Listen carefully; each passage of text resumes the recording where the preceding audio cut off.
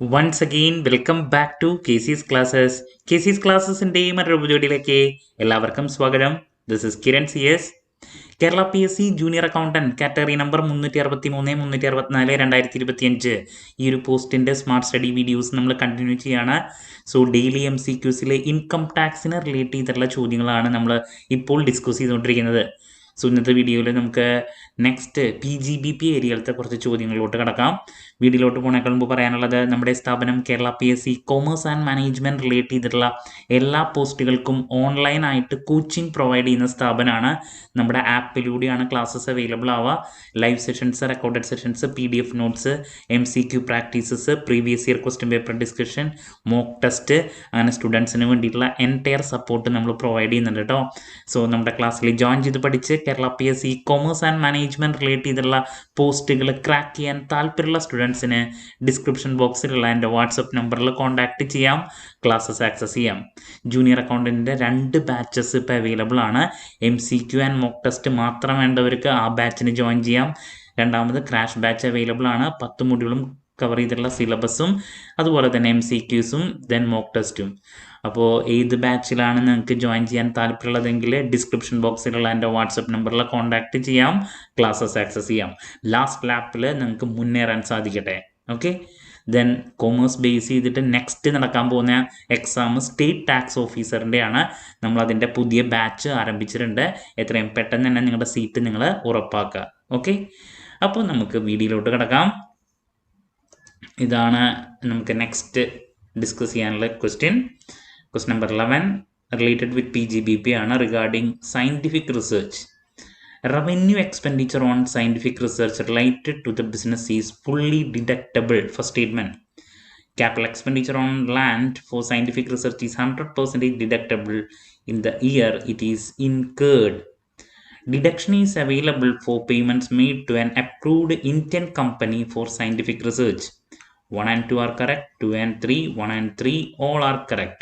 നോക്കാം. നമുക്ക് ആദ്യം പറഞ്ഞിരിക്കുന്നത് റവന്യൂ എക്സ്പെൻഡിച്ചർ ഓൺ സയൻറ്റിഫിക് റിസർച്ചിന് വേണ്ടിയിട്ട് വന്നിട്ടുള്ള revenue expenditure related to business is fully deductible. കറക്റ്റാണ്. Related with business scientific research revenue expenditure 100 നമുക്ക് ഫുള്ളി ഡിഡക്റ്റബിൾ ആണ്. ഓക്കെ, ശരിയാണ്. രണ്ടാമത്, capital expenditure on land for scientific research is 100% deductible in the year it is incurred. അത് തെറ്റാണ്. Scientific റിസർച്ചിലോട്ട് ഉള്ള capital expenditure actually 100% deductible ആണ്. അവിടെ ഒരു എക്സംഷൻ ഉണ്ട്, ലാൻഡിനില്ല. ലാൻഡ് എക്സംഷനാണ്, എക്സംപ്റ്റഡ് മീൻസ് ലാൻഡിന് ഡിഡക്ഷൻ ഇല്ല, ഒരു എക്സംഷൻ ഉള്ളതാണ്. അപ്പോൾ രണ്ടാമത്തെ സ്റ്റേറ്റ്മെൻറ്റ് അതുകൊണ്ട് തെറ്റാണ്. Number 3, deduction is available for payments made to an approved Indian company for scientific research. കറക്റ്റാണ്. നമ്മൾ അപ്രൂവ്ഡ് ഇന്ത്യൻ കമ്പനി സയൻറ്റിഫിക് റിസർച്ചിൻ്റെ കാര്യങ്ങൾക്ക് വേണ്ടിയിട്ട് ചെയ്യുന്നവർക്ക് നമ്മൾ എന്ത് ചെയ്യുന്നുണ്ട്, പേയ്മെൻറ്റ് കൊടുത്തിട്ടുണ്ടെങ്കിൽ payments made to an approved Indian company scientific റിസർച്ചിന് വേണ്ടിയിട്ട് നമ്മൾ പേയ്മെൻറ്റ് ഒരു അപ്രൂവ്ഡ് ഇന്ത്യൻ കമ്പനിക്ക് കൊടുത്തിട്ടുണ്ടെങ്കിൽ ഡിഡക്ഷൻ ഉണ്ടെന്നുള്ളതാണ്. കറക്റ്റാണ്. അപ്പോൾ 1ഉം 3 കറക്റ്റായിട്ട് വരാം. ഓപ്ഷൻ C ആണ് ആൻസർ. ക്ലാരിറ്റി കിട്ടിയെന്ന് പ്രതീക്ഷിക്കുന്നു 3 സ്റ്റേറ്റ്മെൻറ്റ്സിൻ്റെയും എക്സ്പ്ലനേഷൻസ് കേട്ടോ. Moving to question number 12 regarding audit accounts, section 44AB. Audit is mandatory if business turnover exceeds rupees 1 crore subject to cash transaction limits. For a professional, audit is mandatory if gross receipts exceeds 50 lakhs. Number 3, the deadline for filing the tax audit report is 31st July of the assessment year. 1 and 2 are correct, 2 and 3, 1 and 3 all are correct. നോക്കാം. നമുക്ക് ആദ്യം പറഞ്ഞിരിക്കുന്നത് എന്താ, audit is mandatory if business turnover exceeds 1 crore subject to cash transaction limits. കറക്റ്റാണ്. 1 കോടിയേക്കാൾ കൂടിയാൽ audit എന്ന് പറയുന്നത് mandatory ആണ്.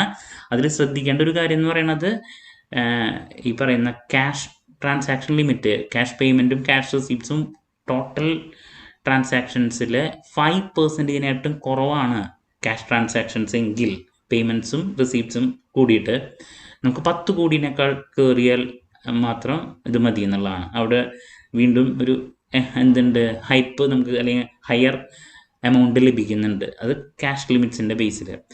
അതല്ലെങ്കിൽ എന്താ, ഓഡിറ്റ് എന്ന് പറയുന്നത് മാൻഡേറ്ററി ആണ് if business turnover exceeds 1 crore. കറക്റ്റാണ്, 1 കോടിനെട്ടും കൂടിയ.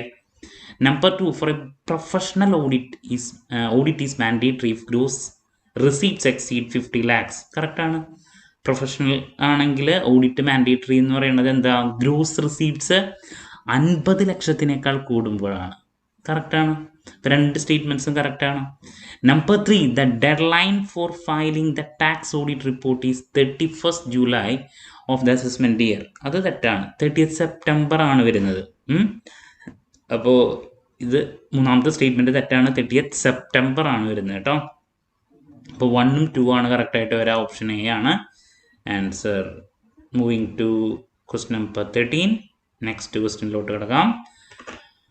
ക്വസ്റ്റ്യൻ ഇതാണ്: equalization levy is deductible even if it is not paid within the due date. Number 2, wealth tax is not allowed as a deduction from business income. Number 3, salary payable outside India is disallowed if TDS is not deducted. 1 and 2 are correct. 2 and 3, 1 and 3 all are correct. നോക്കാം നമുക്ക്. ആദ്യം പറഞ്ഞിരിക്കുന്നത് equalisation ലെവിയുടെ case is deductible ആണെന്ന് പറയുന്നു if it is not paid within the due date. അത് തെറ്റാണ്. Due ഡേറ്റിനുള്ളിൽ പേ ചെയ്തിട്ടില്ല എങ്കിലും അത് ഡിഡക്റ്റബിൾ ആണെന്നാണ് പറയുന്നത്. അത് ശരിയല്ല. പേ ചെയ്താൽ മാത്രമേ നമുക്കത് പറ്റുള്ളൂ. If it is not paid അത് ഡിസലൗഡ് ആണ്. മനസ്സിലായോ? ഇവിടെ പറയണത് if it is not paid deductible ആണെന്ന്. അങ്ങനെയല്ല. പേ ചെയ്തിട്ടില്ലെങ്കിൽ അത് എന്താണ്, ഡിസലൗഡാ, ഡിഡക്റ്റബിൾ അല്ല. ഓക്കെ, അപ്പോൾ ഫസ്റ്റ് സ്റ്റേറ്റ്മെൻറ്റ് തെറ്റാണ്. Number 2, wealth tax is not allowed as a deduction from business income. കറക്റ്റാണ്. വെൽത്ത് ടാക്സ് ആക്ച്വലി അബോളിഷ് ആയതാണ് 2016 ശേഷം. അപ്പോൾ വെൽത്ത് ടാക്സ് എന്ന് പറയുന്നത് ബിസിനസ് അല്ല, പേഴ്സണൽ അല്ലേ. സോ അതുകൊണ്ട് തന്നെ wealth tax is not allowed as deduction from business income. ശരിയാണ്.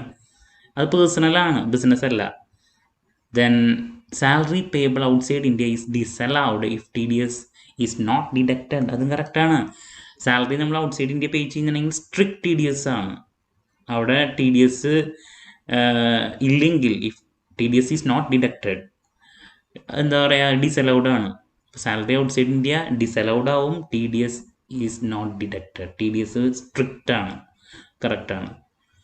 അപ്പോൾ 1, 2ഉം 3 ആണ് കറക്റ്റായിട്ട് വരുന്നത്. ഓപ്ഷൻ ബി ആണ് ആൻസർ. അപ്പോൾ മനസ്സിലാക്കണം, സ്ട്രിക്റ്റ് TDS ആണ്. TDS ഇല്ലെങ്കിൽ, if TDS is not deducted, disallowed ആണ് കേട്ടോ. Number 14, regarding bad debts. Bad debts are deductible only if they have been written off in the books of accounts.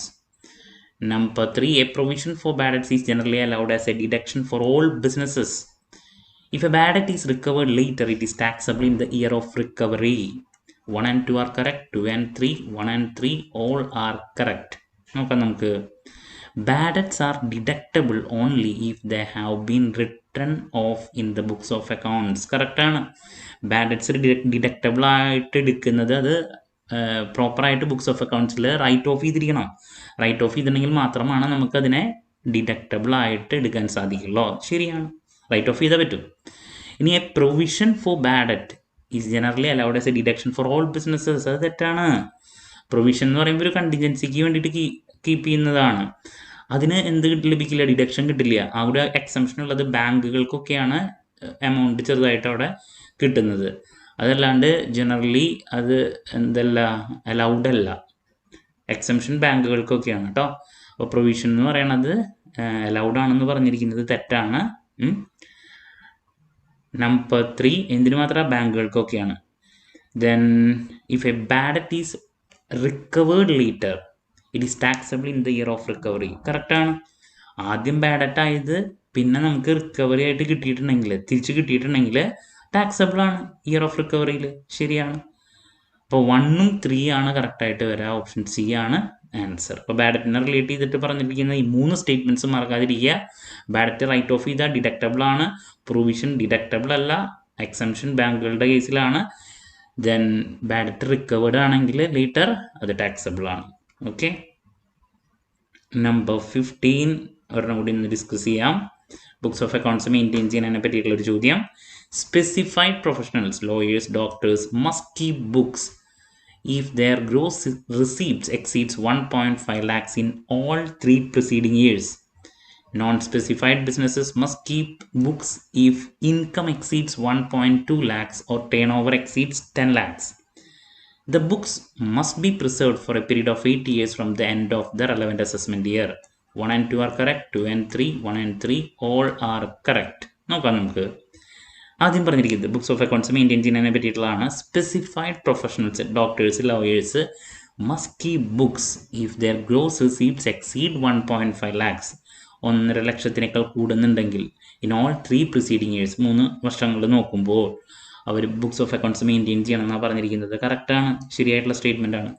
Then non specified business ആണെങ്കിൽ must keep books if income exceeds 1.2 lakhs or turnover exceeds 10 lakhs. അതും കറക്റ്റാണ്.